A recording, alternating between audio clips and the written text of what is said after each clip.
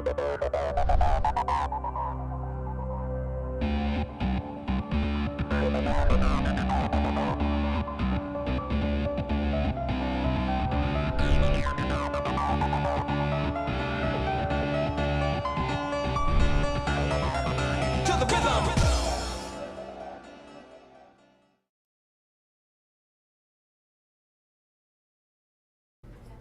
can always make a difference in our health. So what I'd like to do tonight, real quick, as we have a couple other people straggling here, is we're just going to do a quick introduction. And again, so the rules of the introduction is just first name, how much have you lost, if you're at your goal weight, how long have you kept it off, but only say how long if you are at your goal weight. So not, I lost 80 pounds in 3 weeks type of thing. We don't want that. Just, if you're at your goal weight, how long have you kept your weight off? Because that's the most important thing, right? It's not the number of pounds we lose, it's keeping it off. And then if you want to share something like off medications, went bungee jumping for the first time in ever, I don't know, whatever you want to do. Something else if you want to add that you can do now because you're healthier that you couldn't do before, okay? So Brenda, why don't we start with you? Okay, I'm Brenda, and I lost 50 pounds 3.5 years ago. Kept it off. Good job. Good job. I'm Patricia, and I've lost 22 pounds. Good job, Patricia. Way to go. I'm Shannon. I've lost 25 pounds, and I don't take, my blood pressure's lower, and I don't have anxiety medication anymore. So Nice. yeah. Lower blood pressure and off one medication. That's great. Congratulations. I'm Arvis, and I'm on my first week, and when I weighed the other day, I'd lost 8 pounds. And I Good took my job. belt up a notch today. That's great. It's going to be awesome when you start punching the holes in the belt. Good job. So you're past the irritable state, so we don't have to. Good. Good. Today's the end of the first week. Good. So you're feeling pretty good. All right. I got to know because, sometimes I ask questions and I don't want to ask a question to the wrong person who's having day 3, No, so. I feel good today. Good.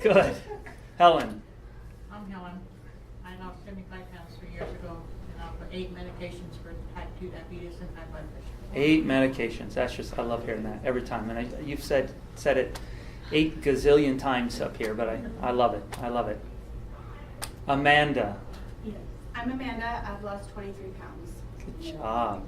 Good job. I'm Carissa, and I've lost 23 pounds. And you're 17. 17 years old. Way to go. On the teen program. So, right? Or did she do the 5 and She's doing 1? the 5 and 1. Did the 5 and 1. So, awesome job. Great job. I'm Tina, and I've lost 29. Rock on. Wally. I'm Wally, and I've lost 11. 0.6. 0.6. Right. Yeah, that's awesome. Good job, Wally. I'm Joe, and I've lost 12. Nice. Hey, right there. Neck and neck right there. I am Jennifer, and I've just gotten healthy. And we've changed how our family lives. Yeah. Learn how to eat. Yeah, I think that's the biggest thing. That's my son was at church Sunday and had a little piece of white bread, and he paused at the bread, and then he took it, and my wife was like, "What?" And he goes, "My teacher said, the whiter the bread, the sooner you're dead." I was like, I'm so glad he knows that, because we don't have white bread in our house. We have bread, but we either make it or from scratch or get whole wheat bread. So that was just hilarious. It is about helping our kids understand what's healthy and what's not. So that's awesome. Doug Clark. I lost 40 pounds and kept it off now for 7 years. That's awesome. Good job, Doug. Tony. Tony Ball. I lost 30 pounds. Watched my triglycerides go from 250 to 73, and that was almost 4 years ago. That's so awesome. That's a huge change. You don't know how many years that added to your life because you made that change. That's just awesome. Jim Watts, and I've lost 1 pound so far. Way to go. It started yesterday. Nice. Nice. I'm Kathy, 20 pounds and counting. Good job, Kathy. Way to go. Leilani? I'm Leilani and I've lost 30 pounds.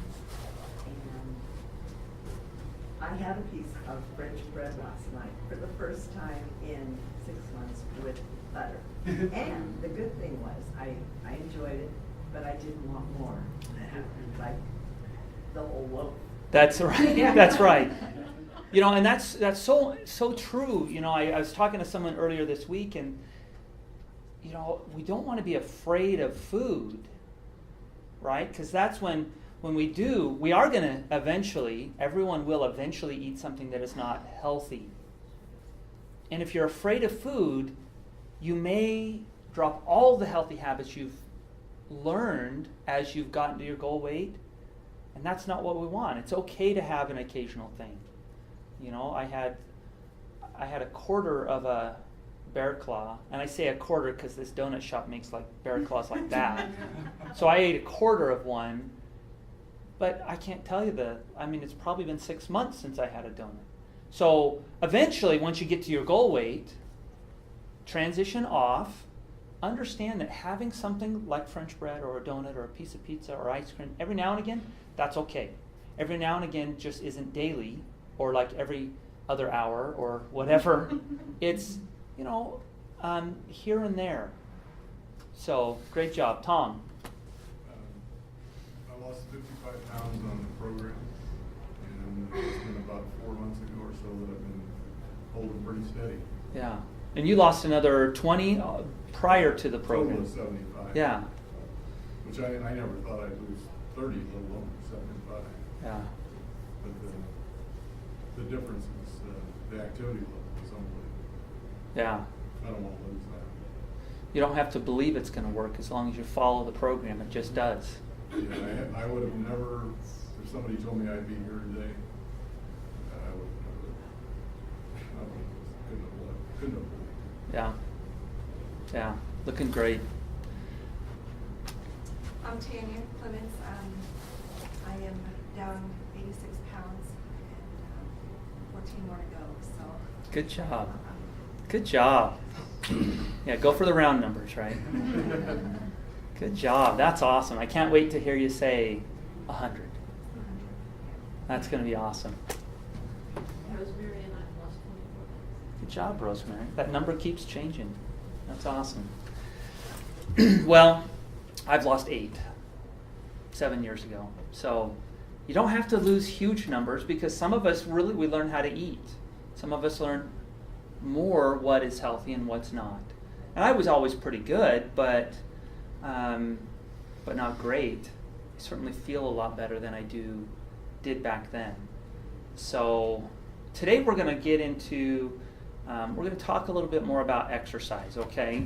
But before we do that, let's go ahead and see if this is going to work. There we go. Last couple weeks we've talked a little bit about the food that we eat. Total energy expenditure, our basal metabolic rate, the thermic effect of food, and physical activity level. This is important to know because once you get to your goal weight, you need to have a basic idea of how much food should you be eating on a daily basis. Now, don't get hung up on calories in and calories out, though, because that is almost an impossible task to match calories in and calories out. If you're eating low glycemic food and the right kinds of food that help us control our appetite, you can worry less about calories and matching them up exactly, okay? So hopefully through that process, we've kind of taken a lot of the pressure off matching those calories exactly. But there's some great things that you can utilize to really keep track of those numbers. In fact, the mytsfl.com site is a great site where it'll calculate your total energy expenditure for you. So that's a great resource. It gives you all sorts of great tips. You can log your meals. You can do it from the safety of your own smartphone. Wherever you're at, you can just punch those little, every time you drink your water, every time you have a meal, you can punch all that stuff in and it keeps track for you. The other things that I wanted to cover, though, last week we talked about non-exercise activity thermogenesis, or NEAT, and NEAT points. and really just becoming more aware, just like our food. Don't you guys find that you're starting to become more aware of what you're eating? You're starting to think about, okay, this here is a healthy thing or an unhealthy thing, and it could potentially have this effect on me. Or you're reading labels, you're looking at carbohydrates, you're looking at fat, you're looking at those things. Don't you find that you're doing that now? Becoming more aware is how we really keep track of eating well. Well, with non-exercise activity thermogenesis, it's just becoming more aware of whether we're moving more or not outside of the gym setting. So it's parking at the back of the parking lot. It's taking the stairs. It's just being more of an active person, right? It's not the planned activities of exercise, okay? Today, though, we're going to talk about exercise. And so we're covering chapter 16 in Dr. Anderson's book and lesson 12. How many of you guys, though, feel this way about exercise? Exercise is a dirty word. Whenever I hear it, I wash my mouth out with chocolate. Yeah. I mean, is exercise fun to anyone in here but me? I mean, I love exercise. The worse I feel after, the better it was. That's my philosophy. We do some really dumb things sometimes in the name of exercise. How many of you guys just hate going to the gym? Some people, yeah. How many of it's just that you don't want to sweat? That's my sisters. They just don't like sweating. Exercise serves a very specific purpose, okay? And we're going to talk about that. We'll talk about different kinds of exercise. But exercise is one of those things that unfortunately today is given the wrong... people put the wrong emphasis on exercise. They put it at the start of their health journey in an effort to get to a healthy weight. And that's a very difficult task for most people. Controlling our nutrition is the way to do it. But exercise does play a critical role in our ability to become optimally healthy. Because it's not just enough to get to a healthy weight, right, and become healthy. We want to take the next step further and create optimal health. Optimal health is moving along the path. So we have healthy weight, which is our healthy place, optimal health, and then ultra health. So there's kind of a path that we're trying to get on to move ourselves forward. So the key goals of exercise are to increase our energy expenditure, increase the number of calories our body normally burns on a daily basis without really a whole lot of extra stuff. Optimize our cardiovascular health, build a strong, healthy support system of bones and muscles. So that's our musculoskeletal system. And when we have a good, healthy musculoskeletal system, we prevent injuries. Our balance is good so that as we get older, we can prevent the falls, we can stay active, we can bench press like this lady we saw in the video. And she was squatting 135 pounds with that squat rack. Yeah, that's pretty dang impressive for an 86-year-old lady. That's pretty dang impressive for most women, let alone an 86-year-old woman. So, I mean, and it's not that you have to be married to the idea of buying spandex and working out every day in the gym with weights. You can do the Zumba class. You can go into your basement and close all the blinds and plug in a video if that's what you want to do. Or we'll talk about some other forms of exercise that are fun and easy to do without having to go get a gym membership. So we're not saying that you have to get a gym membership. What we're saying is have planned regular exercise once you've transitioned off the program. Not while you're on the program, once you've transitioned off the program. All right, so the benefits of exercise according to Dr. Anderson's book here, page 195. EAT, or exercise activity thermogenesis, this is what we do in the gym, helps you optimize your health through specific regularly scheduled exercise that boosts your energy expenditure and significantly improve your all-around health, from your heart and immune system to your mental aptitude and sex life. Right there, guys, I mean, we should be exercising, right? Yep. Thank you, Tony. You know, it's funny hearing Dr. Anderson talk about exercise. You know, he doesn't like to exercise at all. And so he paid for a personal trainer. That kind of helped. But he says every morning he sits in his car hoping that it won't start before he goes to the gym, you know. And it's okay not to like something. There's sometimes that, you know, I don't like every one of the products, the Medifast products, but I choose those things because they're a lot healthier than what's out there, and because my choice to be healthy is much greater than not liking the tomato soup. Right? So we may not love exercise, but you may choose to do it because your goal of being optimally healthy for the rest of your life is a much bigger goal. It's a much bigger why. So you do that in support of what you really want, right? And that's what's really important about understanding what you want from your health. Because there's going to be those speed bumps in the way. There's going to be those difficult times where we're just really not going to want to keep going. But if our why is big enough, we'll get through that very easily. All right. So the first thing that we typically start people on is what we call our walking program. So if you haven't exercised in a long time, this is the place to start. It prepares you for more vigorous activity. In the walking, studies have been shown that walking helps to reduce our risk of depression, eliminate our need for medications, reduce breast cancer risk by 30%, and increases the survival rate if you do have breast cancer by 70%. This is just walking. And I believe this is walking 3 days a week is all that is. Those are pretty huge numbers.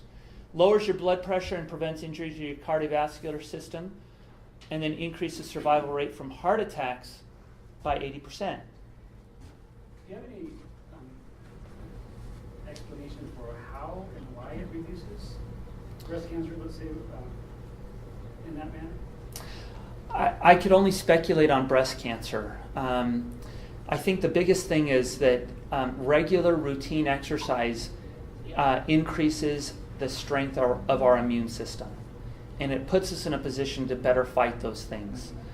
There's a lot of theory behind our lymphatic system, though, which is where a lot of our immune system generates from. As we walk on a regular basis, we activate our lymphatic system to move, and every time that moves, it kicks out some of the helper T cells, which then helps to fight cancer.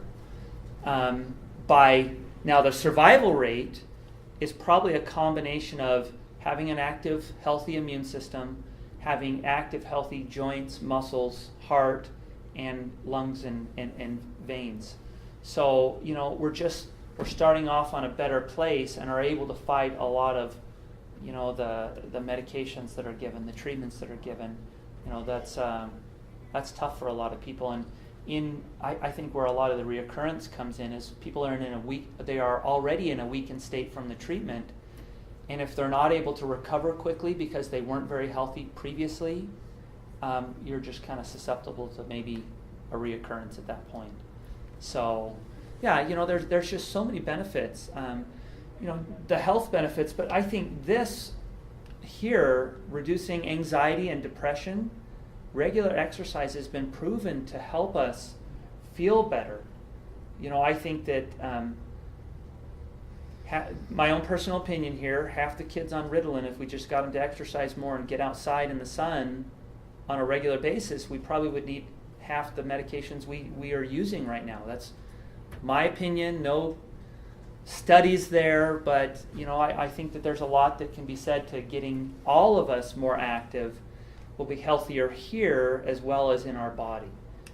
So on the walking program, we really start people slowly if you haven't exercised in quite a while. Dr. Allen and I were at the gym. We've seen this lady a couple times actually. She's probably over 300 pounds, young girl, has probably under 30, maybe 27-ish. And her personal trainer has her doing box jumps.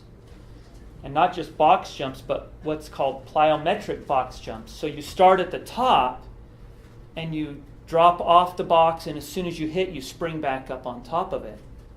And I just would scoot over close to her, and I'm just listening for the Achilles tendon to just snap, because it's clear she doesn't exercise.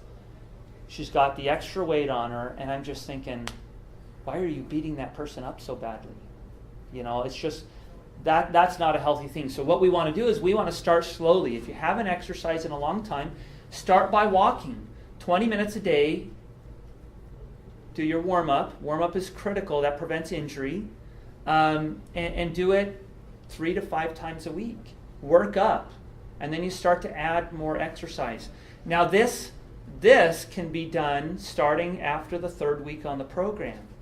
You really don't want to go any further than this when you're actively losing weight, because you don't want your body competing for the few calories that we're putting into it. Because what happens is, if you do intense exercise while you're on the 5-in-1 program, your body may turn to another energy source, our muscle, and preserve the fat. And we don't want to do that. So it's best to keep your exercise light until you get to your goal weight, and then you can ramp up and do heavier exercise. So if you haven't exercised in a while, this is the place to start. If you're on the program and you have the urge to exercise, sit down for a little while till the urge passes and stay on the program. But talk to your health coach if you want to start implementing some form of exercise. This would be the place to start while you're on the program. The goal is, eventually you want to ramp up to where you're walking for 30 minutes a day. Don't get real vigorous with your exercise, okay, while you're on the program. Once you're off the program, you can start to swing your arms all you want and run and whatever. But while you're on the program, keep it mild. Just be active, because you'll get the benefits of having a stronger cardiovascular system without stopping the process of burning fat. So the resistance program that is outlined in Dr. Anderson's book has been researched here at the University of Florida. I think he just wanted to use something because that's his alma mater, and everything that comes out of there is gold, I think, in his opinion. But this is a great study, though. And really what this does is it really focuses on moving your joints through a slowly through a full range of motion. Now, as a chiropractor, range of motion is critical to the joints being healthy and the muscles and ligaments crossing those joints being healthy. I see all the time people doing like a bicep curl, and they'll do a bicep curl here, and they'll never go full extension or all the way to the top. My huge biceps in the way, so I can't go all the way to the top. Some of us have that problem. So what happens is, if you only exercise in a small range of motion, and then you get out into an activity where you're doing an intense activity and you're operating outside of that range of motion, your chance of injury increases dramatically. So we want to become strong through the full range of motion, not just in a limited area. So now, there's a lot of different kinds of exercise. This is what we recommend if you haven't been doing any sort of resistance training. This is where you want to start. There's a lot of great studies that show slow range of motion, slow movement through the range can actually increase strength by 50%. So one of the things Dr. Allen and I were starting to do at the gym here is we found a great study that showed us those numbers. And what they did is they did a 10-second range of motion. So like if I was doing a bench press, I'd go 10 seconds down and then 10 seconds back up. And that kicked my tail in a big way. I mean, by the 3rd one, I'm shaking and I'm, help! Trying to get what we normally warm up with, I could hardly do it 4 or 5 times. Because and we saw some pretty great increases in our strength. So there's some great things. Not only does it help with strength, but it really helps stabilize the joint, because you can use momentum. Like if you're doing a bicep curl, you can use your whole body to kind of sway yourself, and you see these guys pulling back and really kind of pumping their whole body to throw that weight up, and it requires a lot less effort. Whereas if you're just slowly controlled, moving that weight through a range of motion, you can't lift as much, but it's much better for your joints. And that's really what this study shows us. So the core principles are we're going to move slowly through the full range of motion. Movements are held at the point of maximum contraction. So contraction is where your muscle is the shortest. So if I'm looking at this muscle, it's long here, it's short here, right? So, but the tricep muscle, it's long here and it's short there. So it helps you get to know your anatomy a little bit. So you're going to hold it at the point of maximum contraction. The focus is on core muscles. You actually burn more calories during an exercise when you focus on multiple exercise or muscle groups. So when you're doing a squat, for example, you're using legs, glutes, core muscles as you drop all the way down and back up. You're using hamstrings, glutes, back. You're tightening your abs. You use all those muscles as opposed to a bicep curl where you're using your bicep. That's about it. So that's the focus here. Developing core strength has a ton of benefits, and this is really where you want you to start. Muscles are stretched the full range of motion after each muscle group movement. So you want to stretch afterward. Now I can tell you also when I was in practice that the majority of low back injuries that I saw walking to my practice that were just, and we've all heard of, I just bent over to pick up my pen or pick up the hose, or I woke up this morning, my back was just out. Well, we didn't just sleep wrong or have some exciting dream that caused us to throw our back out or anything like that. Or that pen is not heavy enough to really cause an injury of that size. It's usually a lot of other things already in place. Typically, it's lack of range of motion. For the low back, it's usually in the hamstrings. Tight hamstrings causes an altered motion in our low back and can lead to injuries. So I can't tell you how many times I had someone who had reoccurring low back injuries for no apparent reason, and I'd go to see their hamstring flexibility. When you're laying on your back, you should be able to bring your leg up to 90 degrees, so straight up in the air. And these guys, you could barely bring it 15 or 20 degrees off the ground, and they're just tight, just so stiff and tight. And so range of motion is absolutely critical. You want to make sure that you're doing some sort of stretching as part of your workout routine. That helps you prevent injuries, and it helps you to be able to perform at a higher rate through your full range of motion. And basically the premise here is you're going to choose a set of 5 exercises. So you're just going to start with a muscle group. You're going to go through the exercises 5 times. There's a lot of information and pictures in the back of the book. And then you and then you're going to choose a different muscle group that you can focus on. So don't get caught up right now. If you want help once you get to your goal weight and you want to start adding resistance training, because that is a great thing. We talk about building a little bit of lean muscle once we get to the end of our weight loss so that we can naturally burn extra calories and so we can have a better, healthy musculoskeletal system. This is a great thing to do. Here's the other benefits that we talked about. Boosts calorie burning, increases our basal metabolic rate, because does anyone remember how many calories 1 pound of lean muscle burns without any activity on it? 50 to 70, depending on the person. Yeah. So if you add 5 pounds of lean muscle, which is not that much, none of us in here are going to look hulking with 5 pounds of lean muscle. But if you add 5 pounds, you can burn an extra 250 to 350 calories a day, and that makes it so much easier to keep the weight off once you get to your goal weight. That's really critical. And then, of course, once you have the extra muscle in place and you do a workout, you're burning calories far beyond the actual exercise itself. You continue to burn extra calories. So stretching, we talked about stretching. Stretching is really important for optimal health and your ability to perform through exercise activity thermogenesis. So a couple rules here.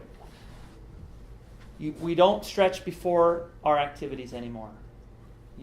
For those of us who are a little older and played high school sports or something, we stretched a lot right before we performed, right before the game or something.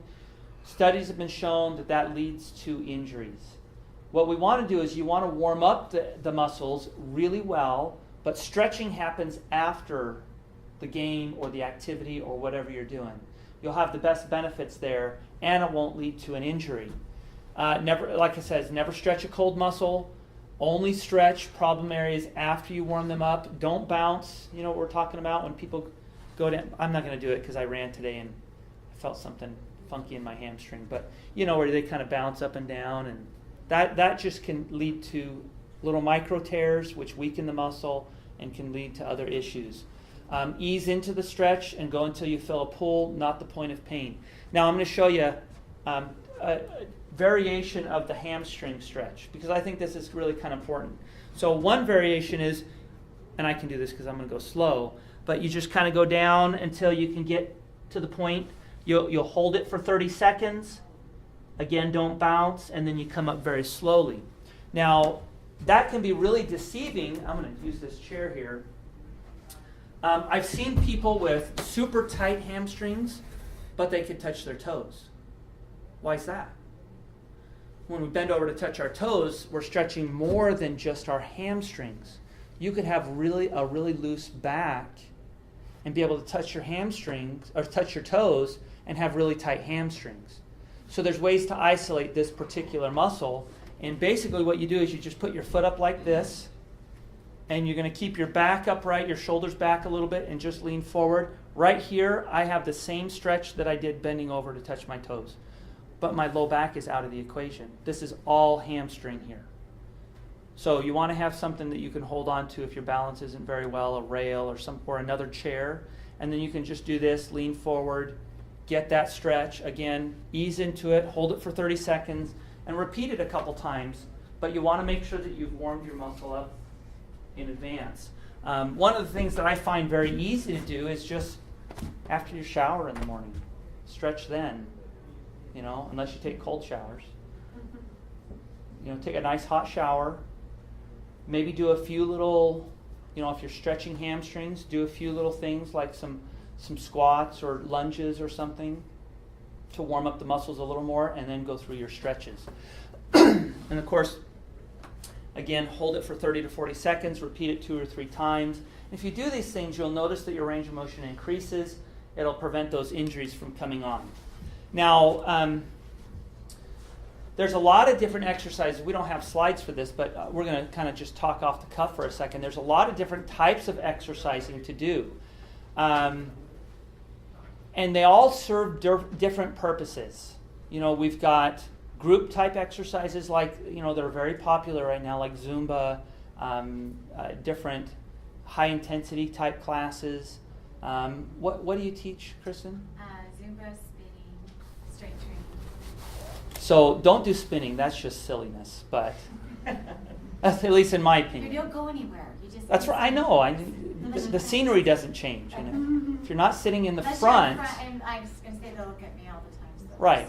If you're in the back, you're just you're looking at, the back of somebody else for an hour while you're dying. But there's good That's just music. okay. Good music. So close your eyes and just die.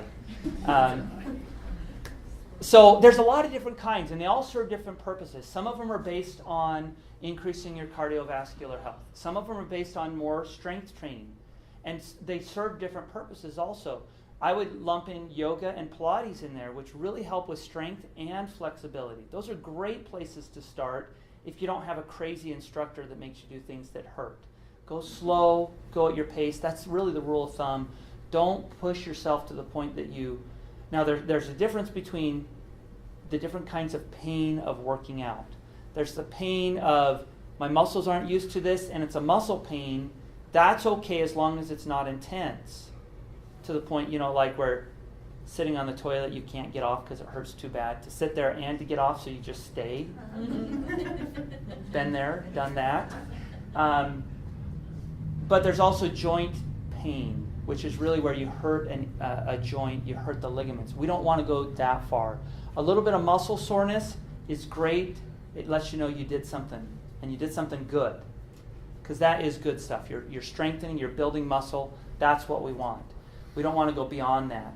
So really, once you're ready to start doing exercise, you need to understand what your goals are. If your goals are to build a little lean muscle, you want to do things like resistance training. Ease into it though. I wouldn't recommend for anyone to go from not exercising right off the program to like what we did at CrossFit today. Silliness. The other thing that a lot of people do when they come to classes, they get really gung-ho, and so they come in 5 to 6 times during the week. Oh. And that's actually really one of the biggest mistakes, is just picking 1 or 2 days to start out and slowly build that. And once you feel comfortable at those levels, then you can add in another day, but never doing it every single day, or you'll be so sore that usually the fallout is about 2 weeks. Yeah. They stay there 2 weeks and then they're done, and they never come back for the rest of the year. Rest days are just as important as workout days. With CrossFit, we work out 2 days and we rest a day. We work out 2 days and then we rest 2 days. So we only do it 4 days a week. We don't do 4 days in a row. That leads to injuries. So you've got to be, I'm glad you brought that up, you have to pay attention to resting, and nutrition is just as important when you are exercising as when you're not exercising and you're losing your weight. So if you're wanting to build a little lean muscle and you're not eating to do that, you won't build lean muscle. Gotta have the protein. You do. You've got to eat the right amount of protein. You've got to have the right kinds of carbohydrates, complex, healthy carbohydrates from your vegetables, your fruit, whole grains, things like that. So you've got to eat. Eating is, so in other words, the theme of getting healthy is eating is so critically important through the whole process. Eating the right things. Some people enjoy the big, heavy weightlifting and Olympic lifting, and that's okay if that's your goal. Just make sure you don't focus on one area alone. You want to make sure that you are looking at cardio health as well as your strength. If your goal is to build a little lean muscle, you focus on that for a little while and then you switch things up. So just like, maybe if you have a lot of weight to lose, you decide, okay, my first goal is 25 pounds. And you just work hard till you get to 25 pounds. Okay, my next goal is another 15 pounds. And you work hard and you focus on that. With your health, it might be, my first goal is to improve my cardiovascular health. My second goal is going to be to start to do resistance training and then combining some of that. So just have a purpose, a plan. You don't want to just go in and start getting on machines and doing stuff and hurting yourself and other people. And Most of the facilities will do a free, kind of orientation, which is really valuable. A lot of people don't feel comfortable doing it, but it's really well worth it. Again, getting that time to have them show you how to set up, because a lot of the machines have different, depending on how tall you are, your length and lever of your arms needing to get correctly set up so that you do the exercises right. So it's really well worth it if you ask at the front desk if you're going into a gym facility to make sure that you know how to use the equipment. Yeah, and that happens all the time. Just say, I haven't been into a gym for a long time, or I've never really lifted weights before. Is there someone who can give me some tips and pointers? And they'll be right out. Yeah, kind of like when we're in the weight loss phase, having a buddy that you're doing along with is important. And I found that having a workout buddy is just as important, if not more important. Yeah. Because it keeps you motivated, and the group classes are excellent because whether you'll find that everyone's in there at different points in their fitness, and yet you have usually a certified trainer that you're paying a minimal amount to compared to a personal trainer that's doing you personally, and they'll work up to whatever level you are and kind of adjust the exercises to fit your need. But as the workout, you'll find you'll work out more and actually worry less about what I need to do, and it's like you do. I do a TRX class, you do a CrossFit class. It's like you go to the next exercise. You can't wait till the clock ends to get to the next exercises, and then like 30 seconds in it, you can't wait till the next exercise to get to the next one. And so it's mentally it keeps you moving and well, and for those who are competitive like me, it's good to have other people who are better It's Well, actually, that's a peer good. pressure little. It's You good look and a good bad because thing. you don't want to look like a wimp. Right, right. Yeah, it's bad when the girls are doing better than you. Me, I mean, I have an issue with that. I know that's the first step, right? Recognizing I have an issue. I've recognized that. I haven't gone beyond that. So, but it's good to have that. A little healthy competition is a good thing. Having, like Doug said, having someone that it's good to have different levels in a class, because then you feel comfortable at the level you're at, wherever you're at. And a lot of these classes like that, whether it's Zumba or the TRX or CrossFit, they make sure that people are comfortable. You scale down the activity based on where you're at. And so that's a great point there. You want to have goals. I have fitness goals, just like right now a lot of you guys have weight loss goals. You're eventually going to get to your goal weight, and then it's time to have a fitness goal in place. Because if you don't have the next goal, what are you going to do? If you don't have the next goal for your health, and you've reached your goal weight, you're going to do what a lot of Americans do, and you're just going to be like, okay, I got my number on the scale. I guess I'm done eating well. Let's go celebrate, and you don't stop celebrating till you're back at your original weight, and you're like, oh, geez, I got to do it again. So make sure that you go from your initial goal of getting to a healthy weight to what's my next goal.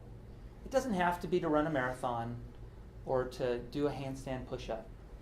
It can be that I want to walk 3 days a week for the next 6 months. That's a great goal to start with. So just start where you're at. Does anyone have any questions about exercise that we can answer? This was a little bit of a short class here today. Again, Tina, yeah. So you said work up to 30 minutes, but that's after you've reached your goal weight, or do I do that now? At this point where you're at, you could certainly work up. Start with 20 minutes 3 times a week. You want to work up to where you're doing probably 4 to 5 times a week. And then, so probably start increasing the number of days. I would go 3 weeks. Yes, yeah. So Tina's third month. Yeah. So third month on the program. Haven't really done exercise to this point. A little bit, but not much. So the first step would be walk 3 days a week for 20 minutes. Do your warm-ups before and after. Stretch after. Do those things. Then what you want to do is you want to add another day after maybe 2 to 3 weeks. Then add another day to where you're doing 5 days a week, walking. At that point, then you can start to extend the time by 5 minutes after a couple weeks after a couple weeks. So you'll go to 25-minute walk and then eventually to a 30-minute walk. That should take you to the end of once you're at your goal weight. But whenever you decide to do an exercise program, even the walking program, let your health coach know. Tina's letting me know right now. So let your health coach know that, hey, I'm going to start walking. I learned about the walking program. This is my plan. I'm going to walk 20 minutes 3 times a week. And keep them updated when you make the changes, because if you go from 4 days to 5 days a week and suddenly you're only losing half a pound a week, whereas previously you were losing 1 to 2 pounds a week, well, maybe your body's going to function better in that fat burning state at a little lower exercise level. So make sure you communicate whatever exercises you're implementing with your health coach so that they're aware of it and they can help guide you through the process. Great question, yes? So when you say walk, is this like walking the dog or walking until you're like sweating? No. The rule of thumb when you're on the program is no huffing, no puffing, no sweating. Oh. So walking the dog walking is what you want to do. So if your elbows are coming up too far, you're swinging your arms too much, you're getting into it a little too much. Listen to something mild and calming on your, not something hard and, because you start walking to the pace of your music. So the first 3 weeks, you're not huffing, puffing, or sweating? But then if you increase... I would say really through the whole process, you're not, while you're in fat burning, you don't want to huff, puff, or sweat. Because at that point, you probably need to add some extra nutrition to make up for what you're doing physiologically. So... It depends on where you are physical fitness wise. It really does. If you come from a sedentary state, but if you have someone that's already very active, it's right. like everyone's. So it needs to be different. scaled according to where you're already at. That's a great and point. It's summertime too, so when you say sweaty, I always say super sweaty because right. some of us just walk outside and we start. Well, and I'm from Houston originally, so that's right out of the shower. You're already sweating. Yeah, so. yeah. But you don't know. I mean, usually I tell my clients that if you start feeling fatigue, if even when you're walking or doing your workout, you start to get a little shaky or dizzy, you're doing too much. Yeah. So if you start to not feel as good as you were before, that usually indicates that you're overdoing on the exercise. Yeah. Remember, you don't have to do a lot of exercise because you've already had great results without doing it. Not saying we don't want you to start it, but you don't have to kill yourself to begin. The lighter we get, the better it is on your joints. So no sense in beating our body up when we are carrying 50 pounds of dog food on our back. Why not wait till we've been able to drop a couple of those bags to do a little bit more? Exactly. So just to reiterate for those over the internet, basically you want to make sure that you're taking this one step at a time. You're not doing too much. Make sure that you're easing yourself into these exercises. You don't have to do it all at once. You know, that's my problem is I'm an all or none person in the gym. If you're an all or none person in the gym and you're on the program, don't go to the gym. Okay? Know where your weaknesses are. I have many of them and I avoid them like the plague. So just know that. Be well aware of what you do as far as exercise is concerned, because you know you're exactly right. If you're already losing the right amount of weight each week, you don't need to implement exercise right now. You know, if you want to just simply start walking so that you have a pattern developed, that's okay. The fallacy is that a lot of people think, well, if I'm losing 2 pounds a week right now, if I exercise, I'll lose even more. And that's just not the case when you're on the 5-in-1 plan. So, great questions. Anyone else have any questions we can answer real quick? All right. Thank you guys so much for coming out. Have a fabulous night. Thanks for coming, everyone.